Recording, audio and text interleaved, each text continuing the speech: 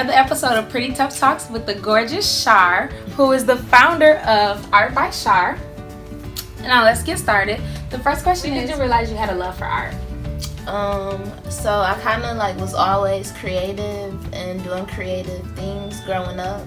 I actually went to like a performing arts, like preschool, elementary, and so I was exposed to the arts early. So I think that's when it became a part of me that I just like appreciated all different types of arts. Even like people say spoken word is a form of art, but to me it's like it speaks. But it speaks. It tells a story just like a picture would tell a story, or like a painting or a song kind of. So I think I just grew up with like being exposed to the arts, and so I always was doing something creative. Like I used to do the most on all my little school projects or whatever it was. So then growing up, I just, anything that was like, oh, it's gonna be like an arts and crafts or like a fun this or that, I just was like, okay.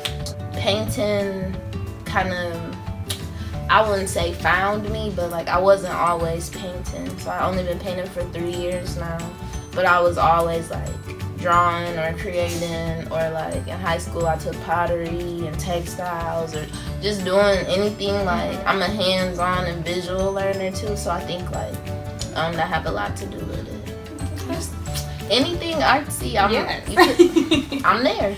Like it's that. All right, how does your work play in society? Okay, so this is like I said this was deep.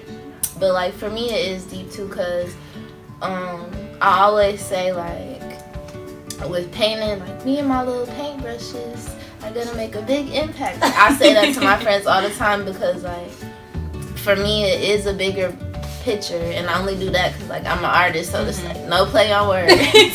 But in real life, like I think I have a bigger picture, like what I want to do with my artwork. And so like right now a big thing that I'm looking to do is turn a portion of my gallery into like a non-profit and for-profit, to have a resource for local youth to kind of learn or get exposed to the arts, because they did take the arts out of all our schools around here basically. And when I found that out, I was really like, it hurt me kind of, because being exposed to the arts does so much for like your cognitive, to your emotional well-being, to your mental, like everything. And so like knowing what the kids here already are having to face, and then like something like that is being taken away from them, that made me feel like it was on me, being an artist like from here, to like give it back to the community kind of. So I just want to use like my art or my craft, I think, to show kids here that you have like a story to tell, like your voices and perspectives and everything should be heard, whether you want it to be like through a song, through a picture, or whatever it is. Like you deserve to be heard. Your voice is important, your story is important, and then more than anything, like the environment around us and a lot of other things are like out of our control and understanding, but you don't have to be defined by that. So you don't have to be a product of your environment, but your environment still aids and tells the story of who you are kind of. So like I think, just like I said, exposing the youth to that. She's awesome, guys. She is. Thank you. You're also, I think this concept is dope. Oh, thank you. Okay, do you mind showing us your favorite piece and telling us why it's your favorite? Yes, I can show you. The only hard thing is this is one of my favorite pieces. Like okay. I really don't have a favorite piece. Like at least I haven't created one that's like my absolute favorite one. But like I have, because like I have my podcast, so I kind of use that to put some words behind some of my pictures. So like while a picture might not be like my exact favorite one, like it still will have some depth and some real meaning to it. So that's why I'm kind of like, the one that's so deep, or the one that's like my favorite. But I think I got one. You have one? Yeah, that one over there. This one right here? Okay. So this is right now one of my favorite pieces that I did. It has a lot going on.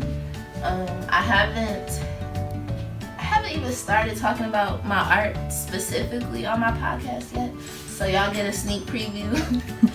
But this one also, I kind of let my paintings name themselves or tell their own story. So some have names, some don't. This one doesn't. It just has a huge story behind it. So like this girl here is representing like a younger me, and she has on like her footy pajamas that are like, is a unicorn. That represents like unicorn. I always call myself like a unicorn, an alien, all type of stuff, just random, unique kind of things. So that's where this is coming into play. I could just point out some stuff. Like this picture literally has so much going on, so I'm gonna just point out some of like the main things.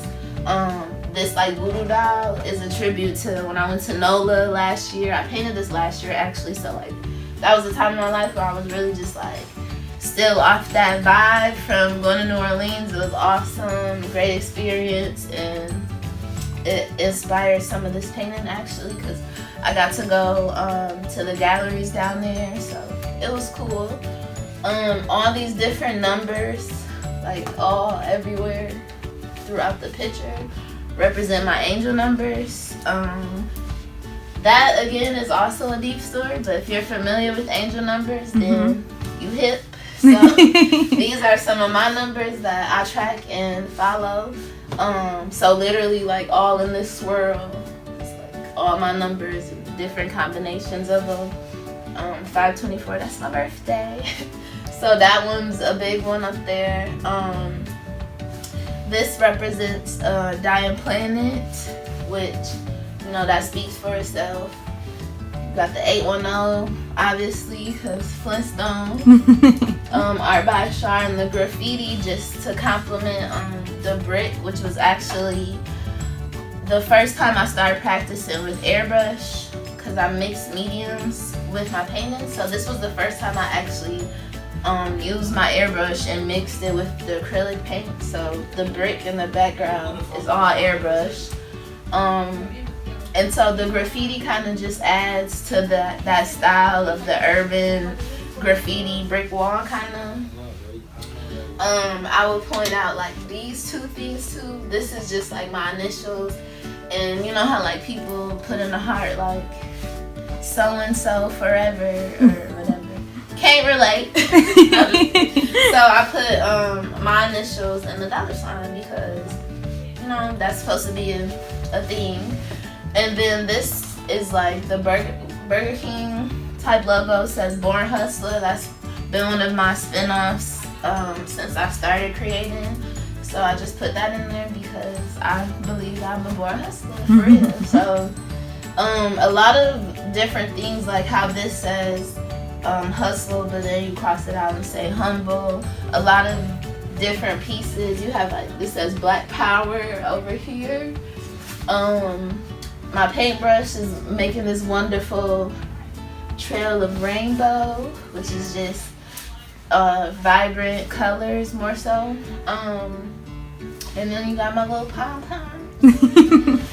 But this is really my favorite picture because I think it tells a really deeper story than when you first look at it. It's just so much into it, but literally every piece and every little part of this picture was intentional and has meaning. So that's why I think it's my favorite, because it has so much depth and meaning to it.